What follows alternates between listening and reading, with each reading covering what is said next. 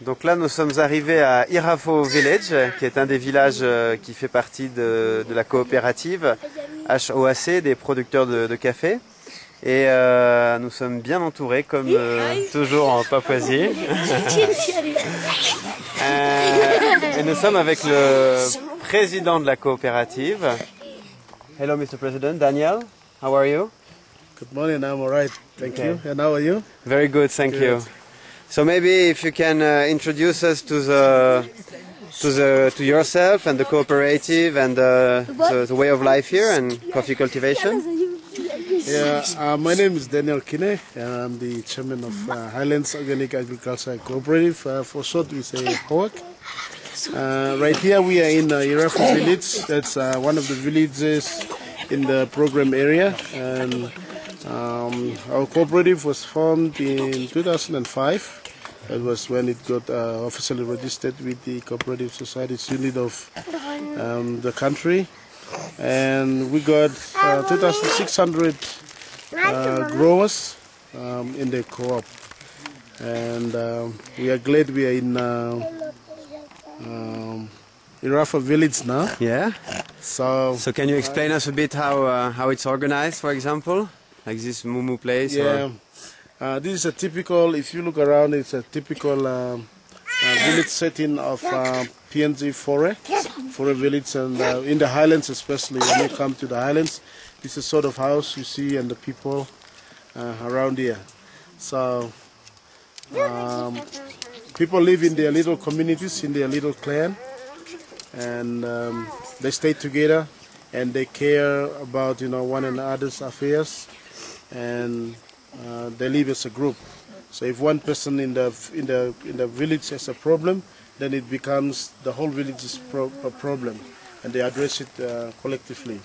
So it's not like other places where you are individual. You are individuality kind of people. In here, it's a group. We live in communities, so we share and we take care of each other. When someone is sick, we take care and bring them firewood, water, drink food and things like that, and we take care of them until they are well and they can go back to their normal activities in the garden.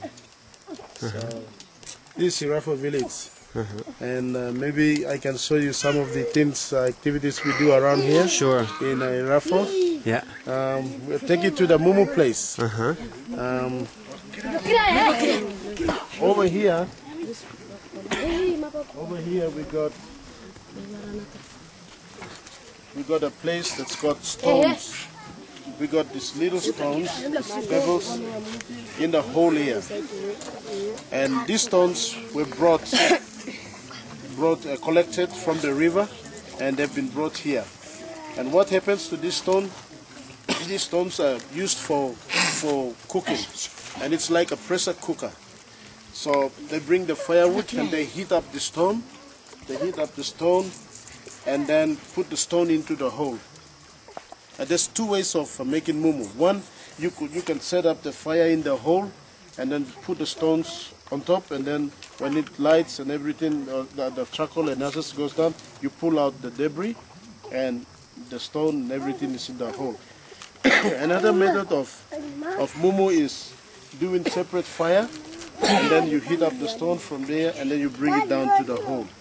And this hole is a big hole, and it belongs to the Irafo village here.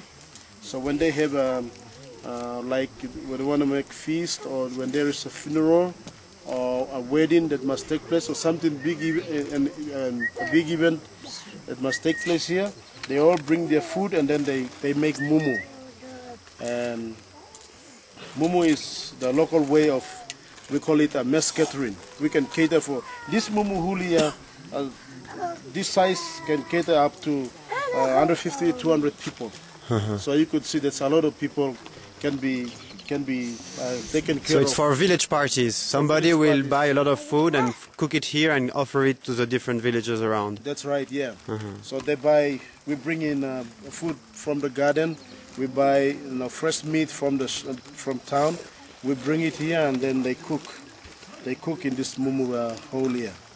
And Great. Then neighboring villages, like maybe 5, 10 other villages, will come over to this village, and then they can eat and then talk, discuss about issues that's affecting their welfare or issues of development or any issues of interest to the community, and then they discuss collectively, address, and each village make their stand, how they could participate or how they could help in that sort of issues, and then everyone is happy with what they are doing, what they've said, and then they go away, and that's their commitment. So once they say something, it's a village commitment, and they abide by that, they follow it and make it happen. So it's important as well, because it's for the rules of the area and how people relate to each other and how the group is organized.